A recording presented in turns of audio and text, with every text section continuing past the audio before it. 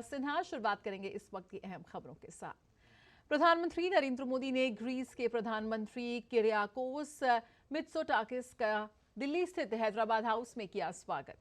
Greece के प्रधानमंत्री 4 दिनों की आधिकारिक यात्रा पर इस वक्त भारत में हैं।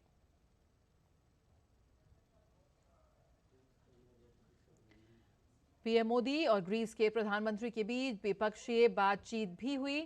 दोनों नेताओं ने आपसी और वैश्विक हितों से जुड़े विभिन्न मुद्दों पर चर्चा की।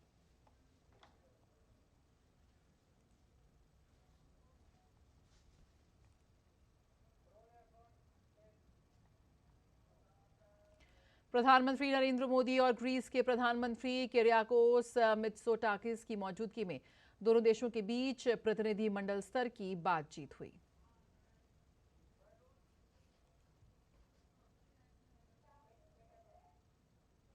द्विपक्षीय वार्ता के बाद प्रधानमंत्री नरेंद्र मोदी और उनके ग्रीस के समकक्ष ने साझा वक्तव्य दिया।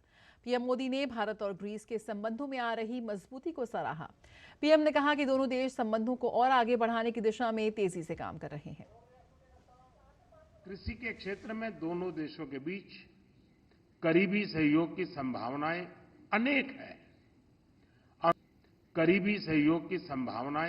अनेक हैं और मुझे खुशी है कि पिछले वर्ष इस क्षेत्र में किए गए समझौते के कार्यान्वयन के लिए दोनों पक्ष कदम उठा रहे हैं। सहयोग का भी जिक्र किया। पीएम ने कहा कि आतंकवाद की चुनौती को लेकर दोनों देशों की चिंताएं समान हैं। भारत में डिफेंस मैन्युफैक्चरिंग में को प्रोडक्शन और को डेवलपमेंट के नए अवसर बन रहे हैं, जो दोनों देशों के लिए लाभदायक हो सकते हैं। हमने दोनों देशों के रक्षा उद्योगों को आपस में जोड़ने पर सहमति जताई है। आतंकवाद के खिलाफ लड़ाई में भारत और ग्रीस की चिंताएं और प्राथमिकताएं समान है। हमने इस क्षेत्र में अपने सहयोग को और अधिक मजबूत करने पर विस्तारपूर्वक चर्चा की। प्रधानमंत्री मोदी ने अंतर्राष्ट्रीय विवादों को सुलझाने के लिए कूटनीति और संवाद को जरूरी बताया। पीएम ने हिंद प्रशांत में ग्रीस की सक्रिय भागीदारी और सकारात्मक भूमिका का स्वागत किया।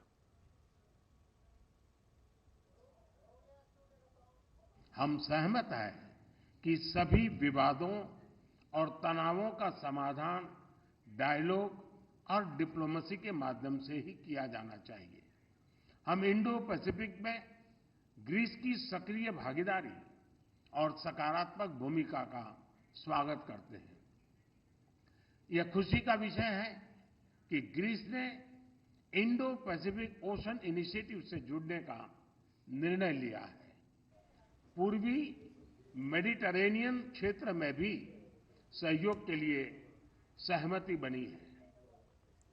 और ग्रीस के प्रधानमंत्री ने अपने वक्तव्य में कहा, One thing for all these challenges, one thing is certain, in order for governments to tackle them, international partnerships and collective action is paramount, and India has a critical role to play in this endeavor. And we view India as one of the main pillars of stability and security in the broader region of the Indo-Pacific. And given your size and history, your strategic importance, it is a very positive development that India is assuming with vigor this new leadership role.